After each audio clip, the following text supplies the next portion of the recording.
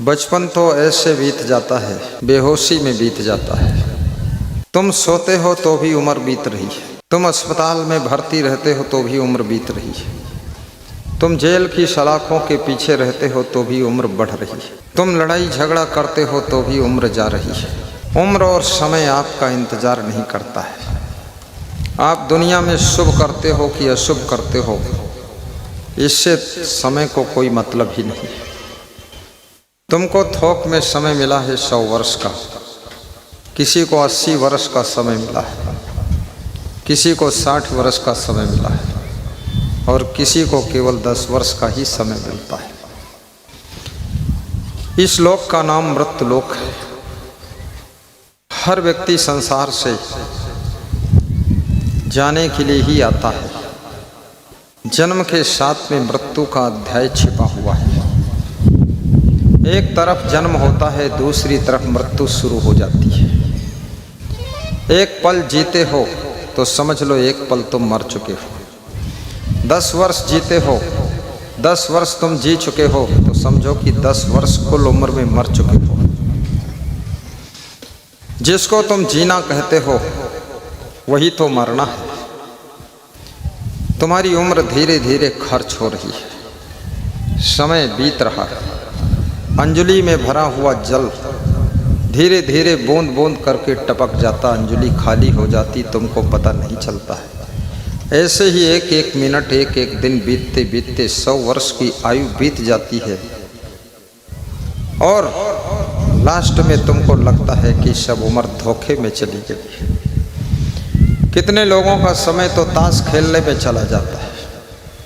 60 साल की उम्र के लोग, 50 साल की उम्र के लोग, प्रायः 65 साल की उम्र के लोग गांव में ताश खेलते ही पाए गए। जवानी में लोग गांजा पीते रहते, भांग खाते रहते, दारू पीते हुए समय गंवा देते हैं। बचपन में खेल कूद, मनोरंजन, फैशन में लोग समय गंवा देते हैं और बुढ़ापे में बीमारियां घेर लेती हैं। जब बीमारी तुम्हारे शरीर में प्रवेश करती है, तुम्हारा शरीर भीतर से ऐसे खोखला हो जाता है जैसे दीमक कीड़ा अंदर से लकड़ी को खोखला कर देती है। कभी कभी आपने देखा होगा कि बड़ा सा पेड़ है, हवा भी नहीं है, अपने आप लुढ़क कर गिर जाता, जड़ समेत गिरता है। अंदर से उसकी जड़ों को दीमक ने खोखला कर दिया है, बीमारी ने खोखला कर दिया है। जब बीमारी बहुत आने लग जाए तो याद रखना, जितना भोजन खाते हो उसका आधा कर देना, जितना बैठते हो उसका बैठना भी आधा कर देना। खड़े होइए, पैदल चलिए, वॉकिंग करिए, भोजन कम खाइए, पानी जितना पीते हो उसको डबल कर देना, जितना सोते हो उसको डबल कर देना। 5 घंटे सोते हो तो 10 घंटे सोइए। अस्पताल में जा कर के मरीज जब भर्ती होता है तो 16-16 घंटे सोता है। डॉक्टर उसको गहरी नींद सुलाता है, 18 घंटे तक सोता रहता है। थोड़ा नशे की दवा देता है इंजेक्शन में, वो सोता रहता है और सो करके वो 15 दिन में अच्छा हो जाता है। लोगों का सोना कम हो चुका है, बड़े बड़े डॉक्टर भी नहीं सो पा रहे। ये माया चक्र बड़ा विचित्र है। डॉक्टर दूसरों को बताता है कि कम से कम 7 घंटे सो, लेकिन डॉक्टर को स्वयं इतनी टेंशन है वो 4 घंटे भी नहीं सोता है। अब सो भी गया तो तुरंत कोई मरीज इमरजेंसी आता तो फिर धक्का मारकर जगा दिया जाता है। डॉक्टर कह रहा था मेरी विडंबना है, दुखियों का इलाज करते करते मैं खुद भी दुखी हो गया। बीमारों को देखते देखते मैं भी बीमार हो गया। ठीक से सोने को नहीं मिलता है। बहुत बड़े डॉक्टर, डेंटल स्पेशलिस्ट से छत्तीसगढ़ प्रदेश में भेंट हुई तो उन्होंने कहा गुरुजी मेरा हॉस्पिटल देखिए। लिफ्ट में बिठाया और 5 मंजिल का हॉस्पिटल सब दिखाया और एक रूम ऐसा दिखाया 5ही मंजिल पर जो उनका बेडरूम था। तो हमने कहा डॉक्टर साहब ये हॉस्पिटल है, इसमें आपका बेडरूम क्यों? बोले सोने को नहीं मिलता है, ज्यों ही दांव पाता हूँ लेट जाता हूँ, हल्की नींद लेता हूँ, बहुत तबीयत खराब है। तो हमने कहा सबकी तबीयत ठीक करते हो, तुम्हारी तबीयत कैसे खराब? बोले नींद आती ही नहीं, कंपटीशन बहुत बड़ा है। 10 करोड़ रुपया हॉस्पिटल में लग गया है और फिर भी गुरुदेव कंपटीशन में हार खा रहा। याद रखना, जिनके मन के अंदर चिंता घुस जाती है उनकी नींद धीरे धीरे कम हो जाती है। अधिक देर मोबाइल देखने से, उसकी स्क्रीन को देखने से भी आपकी मीठी नींद डिस्टर्ब हो जाती है। मोबाइल की स्क्रीन, रेडिएशन की किरणें, तरंगें आपके दिमाग को डिस्टर्ब करती है और ब्रेन की जो मेमोरी प्लेट है उसको नाश कर देती है। इसलिए मोबाइल का प्रयोग बहुत आवश्यक करना। सोने से पहले बंद करके दूर रख दीजिए।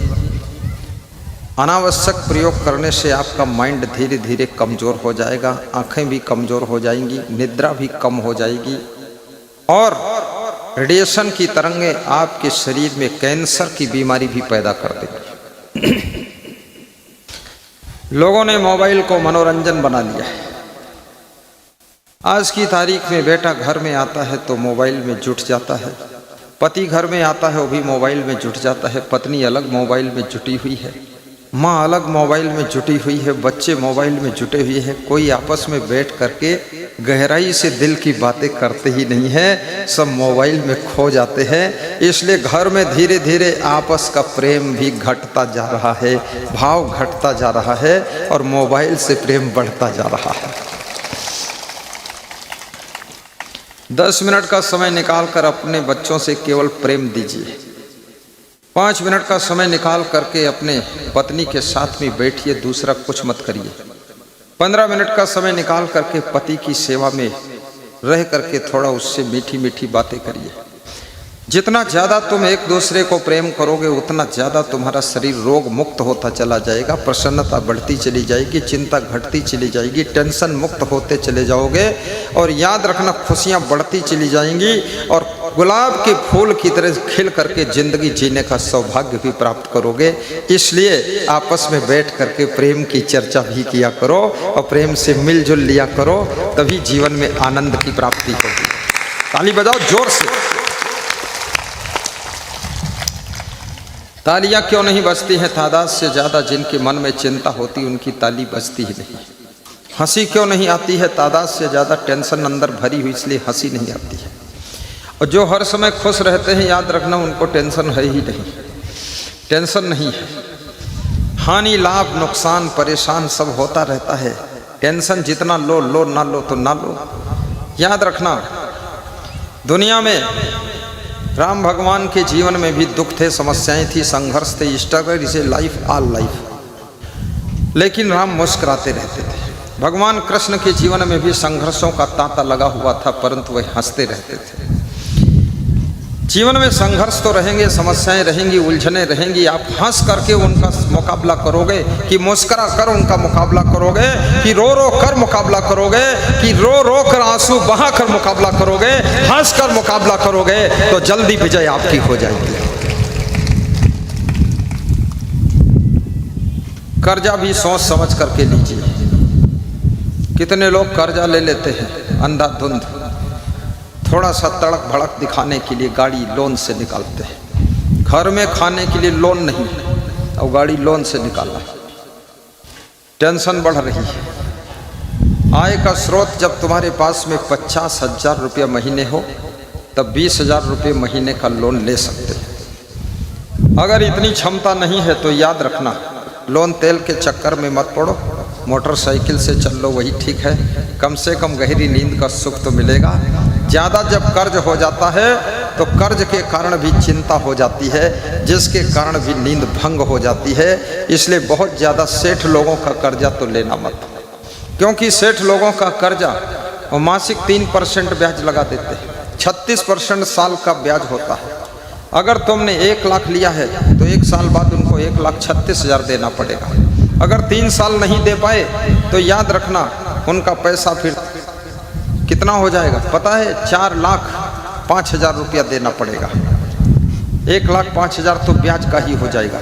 इसलिए उनके लफड़े में फंसना मत। धीरे धीरे उन्नति करो।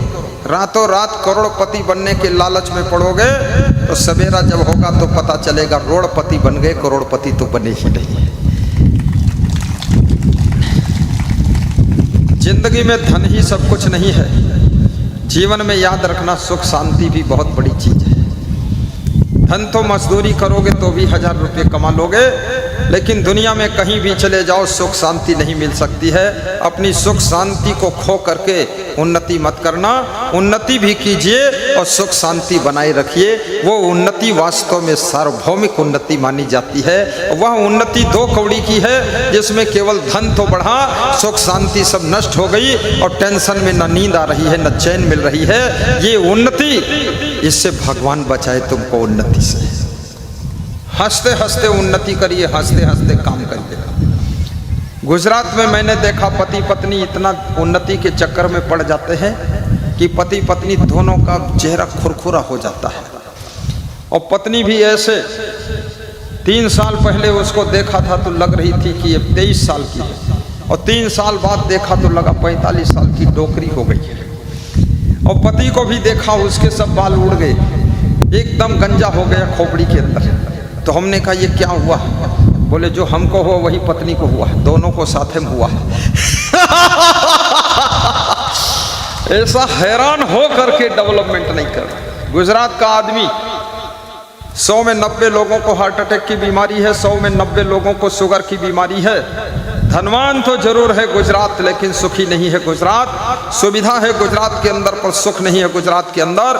लोग टेंशन बहुत लेते हैं, तनाव बहुत लेते हैं। शुगर की बीमारी से 60 साल में लोग 60 साल में 60% मरना शुरू हो जाते हैं। इसलिए याद रखना, अपना बिहार, अपना झारखंड, अपना यूपी, अपना गुजरात, अपना महाराष्ट्र, कोई भी प्रदेश हो, अपना पूरा भारत देश नहीं, वर्ल्ड की बात करता हूँ। सुख से जीने के लिए वह काम करो, दिवसे नैव तत्कुर्यातेन रात्रौ सुखम वसेत। दिन में वह काम करना चाहिए जिससे रात को सुख से सो सको। अष्टमासेन तत्कुर्यातेन वर्षा सुखम वसेत। 8 महीनों में वो काम कर लो जिससे बरसात के 4 महीने सुख से रह सको। पूर्वे वयस तत्कुर्यातेन वृद्धा सुखम वसेत। और बचपन जवानी में वो काम पूरा कर लो जिससे बुढ़ापे में सुख से रह सको। और पूरे जीवन में वो काम कर लो जिससे सुख से मर सको, हंसते हंसते दुनिया से जा सको। यावत जीवन तत्कुर्यातेन प्रेत्य सुखम वसेत। बहुत लंबी जिंदगी मिलती है करने के लिए, सब कुछ करने के लिए, लेकिन याद रखना उन्नति करना चाहिए। धनवान बनो, साथ में चरित्रवान भी बनो, गुणवान भी बनो। हर क्षेत्र में सफलता शांति मिलेगी। राजनीतिक क्षेत्र में यदि आप काम करते हैं चंदेश्वरी साहब, डॉक्टरी क्षेत्र में अगर डॉक्टर सुधीर, क्या नाम है, समीर, डॉक्टर समीर शर्मा, तो याद रखना हमेशा गुरु का प्रवचन ज़्यादा सुनो, क्योंकि राजनीति बड़ी उथल पुथल की नीति है। इसमें सीएम बनते बनते पीछे रह जाओगे, टिकट मिलते मिलते टिकट कट जाएगा, और विधायक बनते बनते धान के खेत में पहुंच जाओगे। इसलिए चिंता मत करना, राजनीति भी करो, निष्काम भाव से करो। टिकट मिल जाए तो खुश, और नहीं मिले तो भी खुश। जीत जाओ तो भी खुश, हार जाओ तो भी खुश। मंत्री बन जाओ तो बहुत खुश, और मंत्री न बन जाओ तो गुरु के पास आकर सत्संग सुनो तो और ज़्यादा खुश। खुश ही रहो। राजनीतिक क्षेत्र में भी गुणवान व्यक्ति की आवश्यकता है। गुणवान पार्टियां भी ईमानदार व्यक्ति को ढूंढ रही हैं, वफादार को ढूंढ रही हैं, जिम्मेदार व्यक्ति को ढूंढ रही पार्टियां। इसलिए मैं निवेदन करूंगा, पॉलिटिक्स करो लेकिन गुणवान बनो, और पार्टी के वफादार भक्त बनो। जिम्मेदारियों को ठीक से